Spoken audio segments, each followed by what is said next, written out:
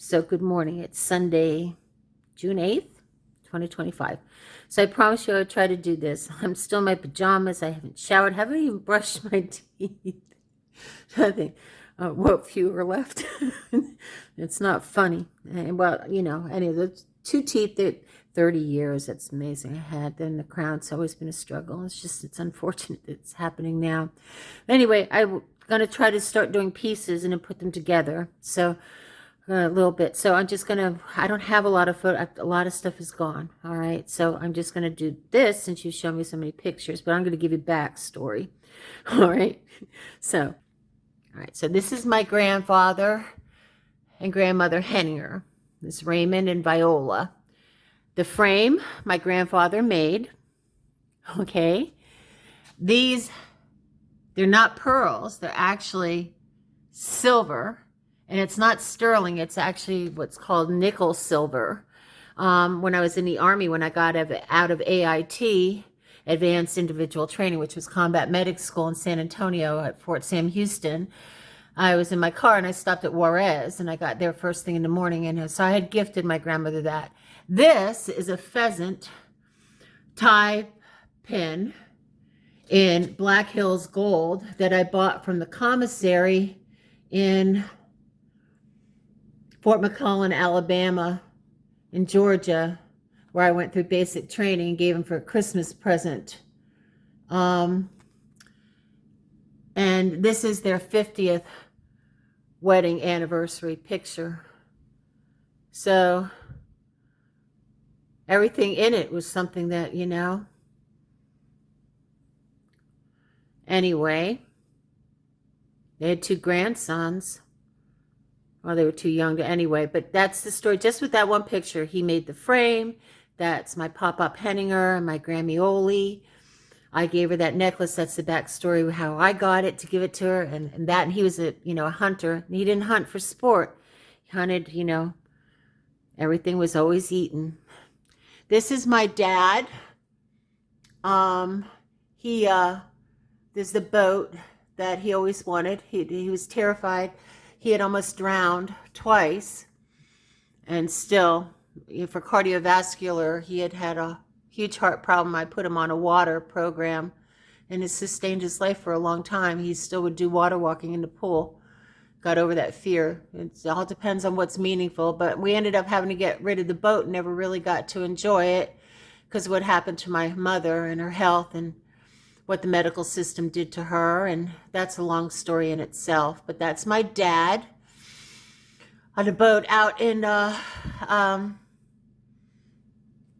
river here, going into the Gulf of Mexico on the way to Sanibel.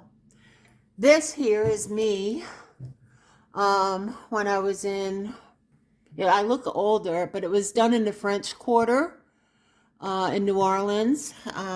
We had gone on a convention, I suppose. And we were going through all the art galleries and so forth. My parents had commissioned a painting from a woman, an artist by the name of Rochelle. There's a story behind a Civil War. She did this three-dimensional sculpture thing. It was fabulous. But anyway, that was my portrait. And what's really cool is the eyes will follow you, like the Mona Lisa and so forth. But that's me. I don't know. I just always couldn't understand how I look like that at that age, but I don't know. It's artists,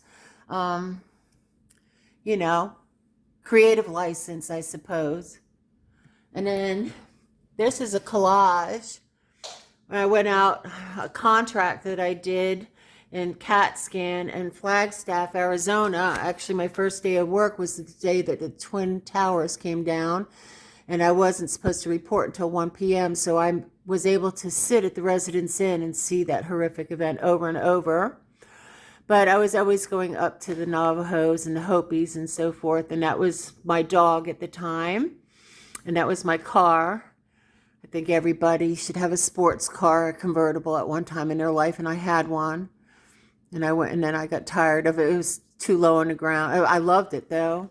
And so that's Oli. And I used that picture for one of my businesses for my logo. And these are various pictures, and those are Navajo, and that's the Grand Canyon. I've driven cross country myself several times, and when I got out of the Army, I literally camped cross country, and I didn't stay in any hotel from California back to Pennsylvania. I took the Southwest route. I pitched a tent every day myself. So, and then here, this picture, this is this dog here. This is her at my parents' house, which, you know, we lost everything. But we were on intersecting canals with direct Gulf access. And there was our dock and everything. There was Oli. I took a picture of her. This was me, my graduation picture in 1996, when I finished my bachelor's degree, and I had several honors, summa cum laude, and then I belonged to an honor fraternity for my discipline, Phi EK, Phi Epsilon Kappa. I never pledged a social sorority or fraternity, but I did an academic one. Oh, geez, what a surprise, Ray. And then here is another picture of Oli in my parents' backyard there that you just saw right there. That's, you know, up further towards the house. Yeah, and here's like everything's a mess. It's filthy, see? These are the ashes of my last 3 dogs, including well, this is Oli, and this is Bryken, and this is Gwenny. These are collars. So I'm getting emotional. This is my mom and dad. The 3 of us went on a cruise one year. I could never get the holidays off. When I had my house in New Hampshire, they were in Pennsylvania, and it was like, well, you know, higher ups take off. I would get Christmas off one year and Christmas Eve the next, and that didn't quite work out. And it's the same thing with Thanksgiving. So we started taking vacations together in the weeks between. And one year I had my car accident, and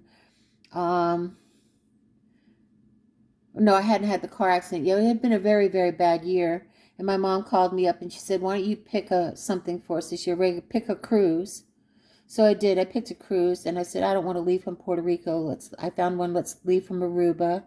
And we got to the captain's table and all that good stuff too. But this was Grenada, when we were on you know, that little boat that comes up to the cruise ship that takes you to shore for excursions. I would like to go to Grenada again. All the spices, it was fabulous. This is my mom. They belong to the yacht club, and they belong to a boating group called the Merry Mariners. And every year, pretty much, when my parents joined my dad, the guys would build. They had a cardboard boat race. They have every year. My dad, they usually won. As I said, I don't have many things left.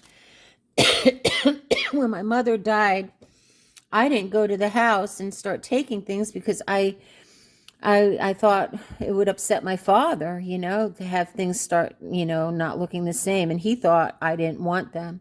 So this is their 50th wedding anniversary picture. They went on a cruise. And my mom collected this pewter, but this is something I gave to her. She loved butterflies. And I got that back. And then she had bought these for me because the Wizard of Oz was a big deal. I had the lead in the play in 4th grade. I was Dorothy. This is my picture when I graduated from X-ray school. That was 1985. Or no, 84. 1984. I guess around November 1984. This is down at my mom down at the Naples Zoo.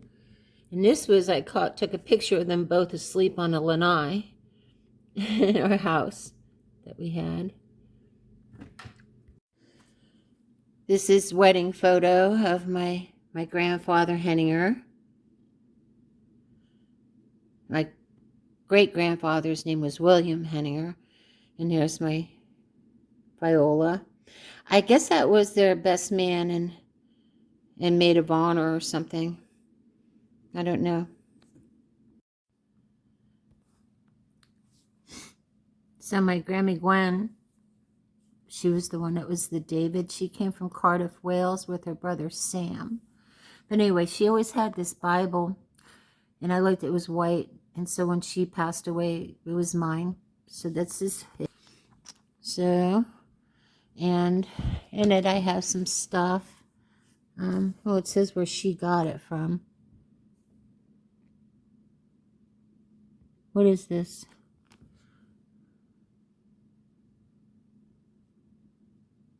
So I don't know. So I guess I don't know which husband died. I know because I went to the funeral. I went to the funeral where there was we were in a huge car accident in Easton, Pennsylvania. My mom was in a coma. I was 3 years old. I was sleeping. I was lying across the back seat with my head on her lap, and when it happened, I flew off of her lap and rolled underneath. I had bruises all over me, and I remember it. And we were in Phillipsburg, New Jersey, and I just remember a lot about that time. And this says a different place in Jersey, so perhaps this was her first husband, Keeney, who was a journalist. So how'd they get from there to Pennsylvania, though? That's weird. I don't know. So much I don't know. It's really odd. It's like, it's not like I didn't ask questions at times, and it was always avoided for some reason. And I was just like, oh, okay. I was known to be naive. I'll be the first to admit I'm really stupid about some shit. The stuff that everybody notices and everything, that's the stuff that's, because in order to notice that, and everybody notices because everybody spends time together. And I've been really strangely isolated my entire life from my own choices and choices made for me. I mean, it's uncanny to have the gift, actually, and the ability to look back and see and go, holy shit, it all fucking fits. It's amazing. And it gives more credence to why you should just trust in, they say, trust in the Lord. I don't know. We have to assign all these different words and explanations in different ways for the same thing, because not everybody's going to understand it the same way. It's the same way with all these names like the Lord and Jesus and Allah and, everything. I don't even know. I hate that. Well, right now I don't own a home, and not knowing if the lease is what's going to happen with that and so forth. And these things, they take about 6 months to heal. And so it's like, even if I could right now, and would not be the time to take, I don't, unless I'm going to be in a place for enough time so it can be monitored properly, why get it done? I'll just deal with it. It's almost like my war, my badge of courage. It's okay. I've been, I didn't, when I refused to be admitted and I was allowed to go home, I worked in the hospitals, I didn't think I was going to live either. It did. So, anyway, so back to this book. So, anyway, I don't know where that's from. It doesn't make, see, I'm questions myself. This is, this a picture of my parents. Oh, I made this pillow. I have a matching one too. See, many years ago, made it. Even made I did the piping, everything. Well, I bought this. This was already made. I've made my own piping though. So anyway, I'm very talented. If I need to do something, I just teach myself. So anyway, this is a picture. My parents at the annual Oktoberfest at the German American Club in Cape Coral. This is their beer garden. So that's about maybe the last year my mom was alive, maybe. She died in 2011. This was my mom and dad, and there I am, right there. And that's not a military uniform. He worked for the airlines for Delta. He eventually became manager of the ticket counter at JFK for Delta Airlines. They met at airline school.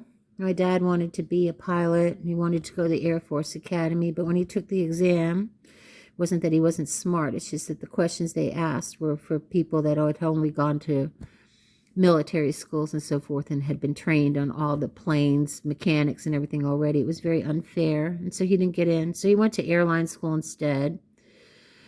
And there was a big thing, too, about why the family wasn't funding him to go to college, but it all had to do with his mother, who did not agree to an arranged marriage and got married to my grandfather, Morgan, who died of cirrhosis of the liver from alcohol abuse when I was like age 3 or so. I was very young. I remember it was raining that day. It was Bethlehem. I did get to ask my dad a little bit about that.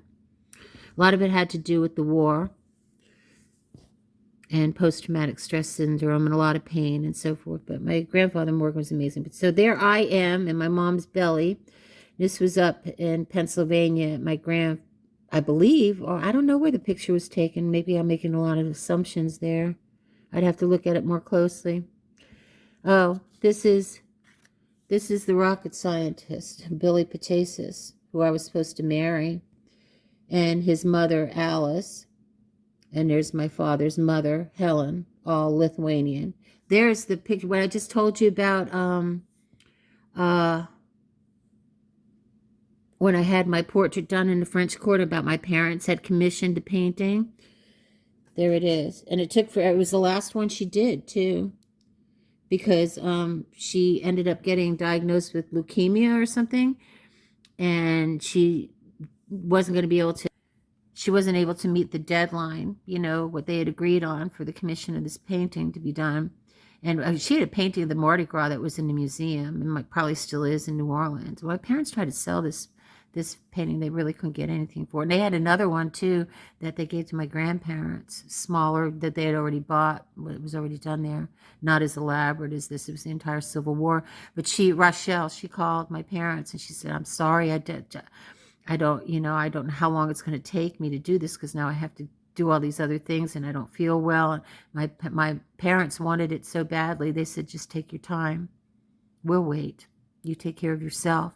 And she finished. It was the last work she completed. Of course, we don't own it. We don't have anything anymore. But that's the story behind that. When I started telling you about the portrait right across the street from where that artist was, because he was in the square there where all the artists had their easels set up, and they chose him because he was right outside where Rochelle's art gallery was. So that's this. I was like in I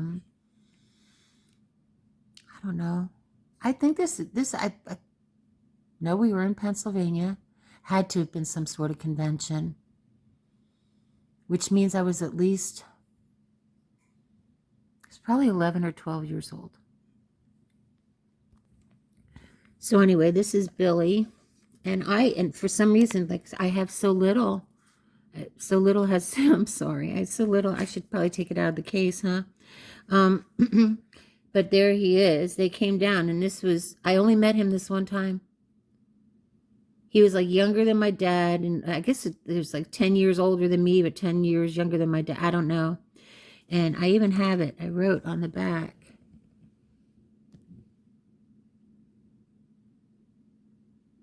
"1974. I was in 10th grade. They just showed up at the door one day. Ding dong. My mom let him in. I imagine my parents, but I wasn't told. So I met them and everything and talked for a little bit and whatever. And then my mom at one point asked me to come upstairs. She took me to my bedroom, and we had this really strange discussion. She asked me if I liked Billy and if I considered marrying him and all this stuff. And I was only 16. I wasn't even 16 yet, because this was January 74. I wasn't even, so I was still 15 years old. And I was like, I think I'm a little bit too young to make that decision. I know.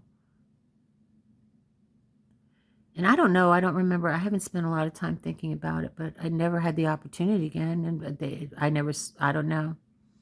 I don't believe Billy ever got married. And this is who worked for NASA, who I believe Elon has stolen and mutilated his shit, just like he's mutilated Tesla. And probably all the money and the inheritance and so forth they stole. I've been getting tagged with stuff that, there's a lot of stuff I can't explain here that Mark's been trying to do.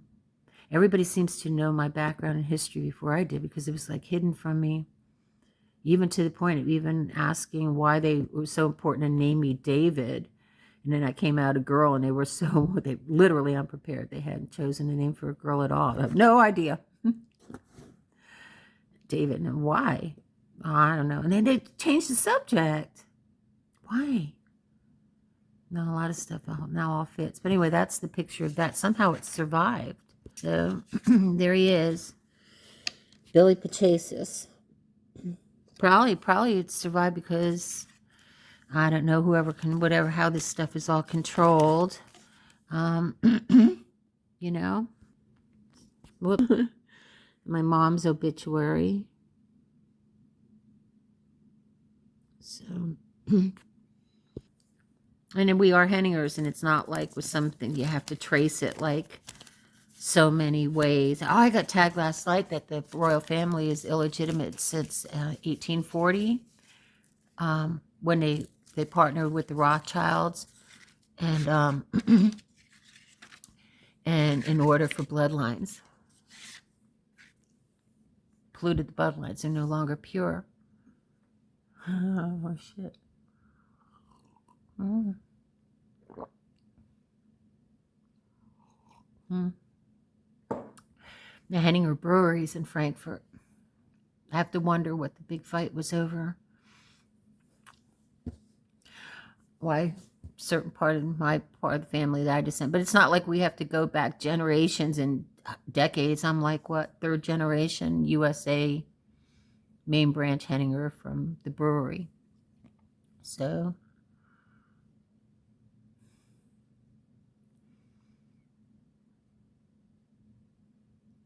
who knew? I knew, but it didn't know. No, it wasn't. We weren't about that. So anyway, let me see about these other pictures. Really strange things like this have been happening for a long time, where, especially the last several years, where I'm looking for something and it's not there, and then I'll look and there it is. Things that I've owned that were lost, and all of a sudden they're there. I had a weird thing happen, not this past Christmas, I guess 2 Christmases ago. All of a sudden that morning, I went into the top drawer of a chest of drawers that my grandfather built for me, my pop-up Henninger built for me. And I had recently been in there and reorganized everything, and something that was really important to me, something that would be important, it's important for my research as a tool. I don't want to get diverted, but anyway, and I was very upset that I couldn't find it. It was like one of my prized possessions. I've lost so many things over the years from moving around, giving things away, given away a lot of valuable things just to, nobody expected me to pay back. It's just like when I was invited to that one woman's home last weekend. I brought a gift because, I don't know, people just. So if you want to know about my childhood, that's something about my childhood, how I was raised. You just don't, when you're a guest, you don't, you're the one that's supposed to show deference and respect for being allowed to enter somebody's home. It's not like they're privileged to have you, even though that they're asking you probably because, they are glad to have you, but it's not that. So, and it's Americans, they act so arrogant everywhere they go. Donald, Anyway, so it was like the magic drawer, all these things, letters that my grandfather wrote to me. I was scared all day. I was afraid to open them because I was going to find out if I truly was the same person. When did I become like this? Was I always like this? Yeah, it turns out, yeah, I was. I have been, because I read those letters. It's a gift. But now this, it's like, all right, this is my, this is up in Minersville. This is Lithuanian. This is who I was named after. I don't know what her maiden name was. Her married name was Bellis. And that's me. Okay. Another picture I didn't know I still had. That's me with my Grammy Gwen. Wow, where are these coming from? I just recently was in this. I had put some other things that I did find. That's why I went to the Bible. I was like, oh, I remember you found like the picture of Billy again, and for once and for all, you need to put that in a safe place. And so I put it in here, but these weren't here. And some of these I have seen, like this one. This is 4 generations of women. There I am again. Come on, focus.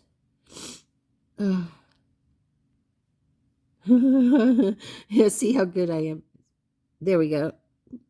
And there to the left is my Grammy Oli, my mom's mom. There's my mom holding me, and that's my Grammy Gwendolyn David. And this is up in Summit Hill, my grandparents' Henninger's home.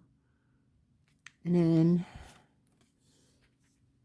there I am with who I'm named after. I guess that was my first birthday. That was up in Minersville. There's my mom. That's me.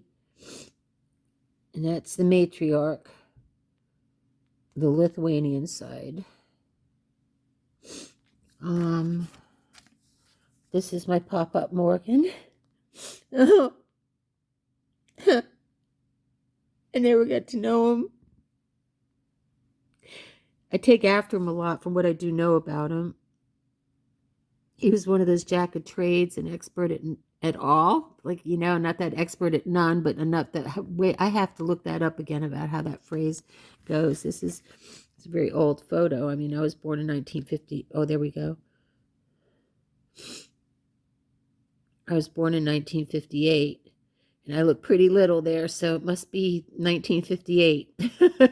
It's my guess. Wow. This is at, oh my, where did this picture come from? I literally don't remember ever seeing this. You think I'm losing my mind? I think I am. Holy shit. This is my father's childhood home in Bethlehem, Pennsylvania. Oh, come on. Oh, the whole video, it's all of her trying to get stuff into focus. Right, there I am. That's my grandfather, Morgan. And there's my Grammy Morgan, Helen. They got disowned. She got disowned because she married him. And there I am. I was already walking and running at that age. I was. This is, I don't know. There's no date. Was there a date on there? January 19th. Holy shit, look at this.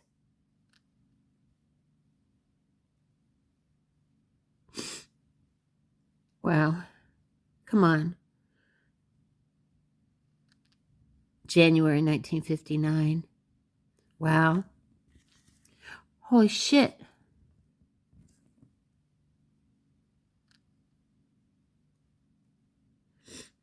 Another picture. You can see it's the same people. Whatever. There we go. I bet this says January the same, probably. Yeah, it does. And then this is inside the white Bible. So she always planned on giving it to me. And that's my handwriting. And that's when she died. So I'm going to piece these together. I guess it's a good way to start. I can't keep going, but I think I have other things around. So I don't like making promises to people and then not following through. I had no business making a promise if I didn't think I was going to be able to find the time. I just never know what's going to go on, and things are a little busy right now. Have a great Sunday. End the war, please.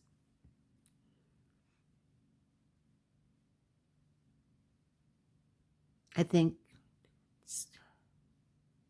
Lavrov, Jeffrey Sachs, Vlad and Vlad, get in a row.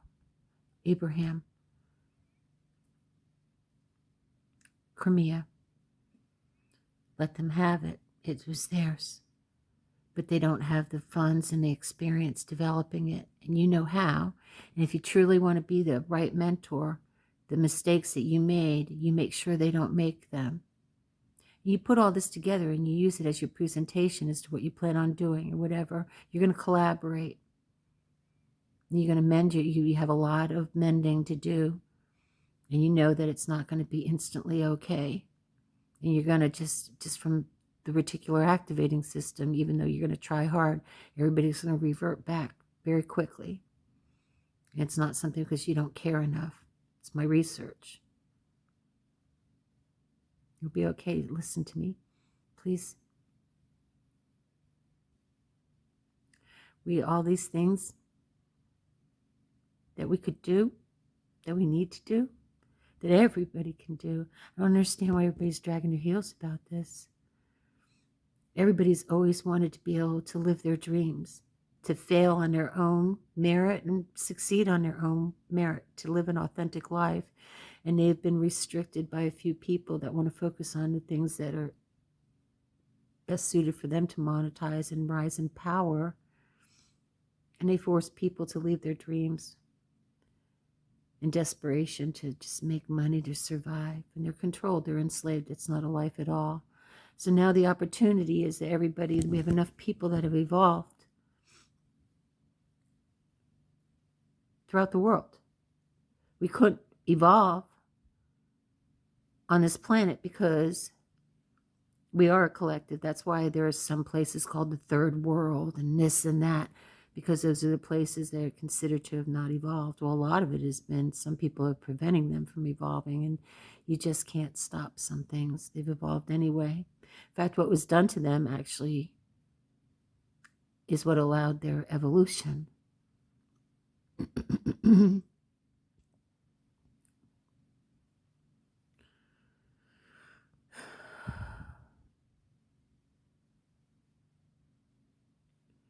But we have the numbers now all over the world. I mean, the examples of when it's been, pockets that have reached that, the Renaissance and everything, that wasn't everybody. And like it or not, everybody matters. And now we're all connected. And we can't undo that. Literally, every individual has the same power as the people that were the only ones that had the power.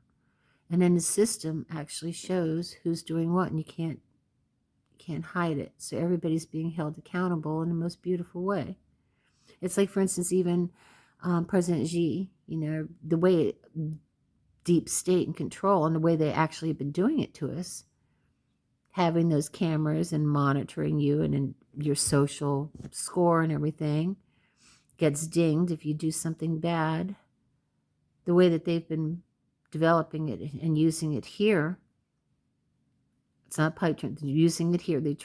I've been a guinea pig for all of it, literally every single method. That's fucked up, but it still needs to be done. And why not use these things to expedite? If jaywalking is illegal, that's why you can't control speeding, because there's still people that are going to speed thinking I might get away with it. A lot of people do. In a system like this, nobody can get away with it. And I'll tell you another reason why I know it works, because I got certificates of merit for leadership and was asked to represent my platoon and leader of the cycle and was platoon sergeant and all sorts of accolades and everything, because I put together a program starting in basic training. We had daily inspection and we were responsible for a specific area. I evaluated it. I divided it into zones. I divided it into type of tasks within those, like what needs to be cleaned, what needs water, dusting, washing, all sorts of stuff. I took how many people I had. and squads. And I divvied up all of the tasks so that they were equally weighted as far as labor. And then I assigned them. And it was repetitive, like factory work. You know, one person was only responsible for going through everything in the bathroom and dusting it. And that meant the top of the stalls, the toilet paper holder, everywhere. Every bit of dusting, that person was responsible for that, et cetera, et cetera, et cetera. And then we started winning left and right. And what was beautiful about it is it held everybody accountable. If we failed an inspection or we got dinged on an inspection, we knew exactly where it was, and then we could look at the chart and see whose job it was. Likewise, when things were done exceptionally well and when everybody did their job right, then we could actually know that we won. And we could boast it, we could be proud of it. But the whole platoon didn't have to go down for one person or a group. Their fuck up. They were held accountable. So I understand what President Xi is doing. And I took that to AIT, where I ended up being in charge of a squad of guys and all the women in 2 platoons. I used that. We implemented my program from basic training in both platoons. And we used to have squad leader meetings and platoon sergeant meetings before the cadres showed up for work. And we were always waiting in their office to let them know what had happened while they had been gone overnight, who had fucked up and shit, what we had looked into, why they did it, and their history and everything. And we had suggestions. I got a certificate of merit for leadership for that. So I understand it's the same principle. But my pop-up always said, Rian, there's so many things that you could do in your life. Choose wisely. Choose something that you can make a living at, that you're good at, but most importantly, that you enjoy, that you have a passion for. There's so many choices. There's really no excuse for you not to find something that fits all 3. And that's the key. If you can't fulfill all that, then don't do it. Find something else. Well, I just learned how to do a lot of those things, but it's true. So anyway, I'm going to piece these together. Can you do for Ukraine what you're doing for Abraham?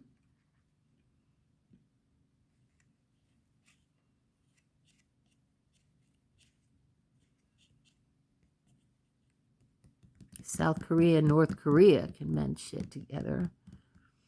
And Japan and South Korea can decide to stop trading with the United States and trade with China. You need some help, and I can't be there. But you have fine people, and I think I've said enough, even though most of it's been mangled. I mean, I can do voice with Z. So, and I'm not giving up my friends. Friends with all of you. You're all just people. You've all been manipulated, and you see it. And the reason why you're such good friends with Xi and Kim is not just geolocation. Because the same thing that's been done to you has been done to them. But because of where your borders are compared to theirs, you're the one that's been paying the price financially, everything else. Are you totally innocent? No. I get it, though. And if your dream and how you envision the future of the world is really truly how you feel, then I don't understand why you won't want to seize on this opportunity and do everything you can to get people who don't understand what's actually happened to understand. And that means sometimes reaching out to other people. And I know that sucks because it's hard to trust other people, especially when it's an important job. But you have to do it. And I think Lavrov and Jeffrey Sachs are really up for it, and so is Abraham. I am too, but I'm here. My travel. Although Donnie did stop by. If you want to go, you can go. If you want to come back, you can come back. If you want to go and you come back.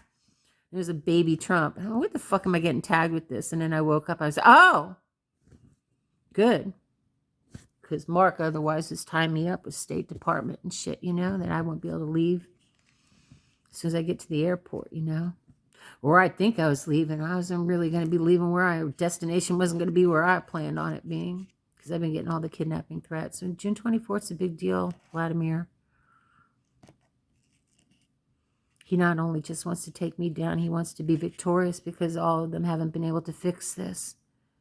Mark thinks he can.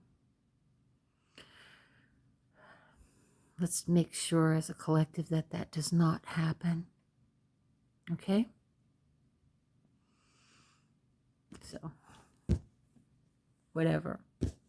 So let me see if I can do this and get a link, and it's clunky. All right? Have a good day. Stay safe. Think about the things I said, please.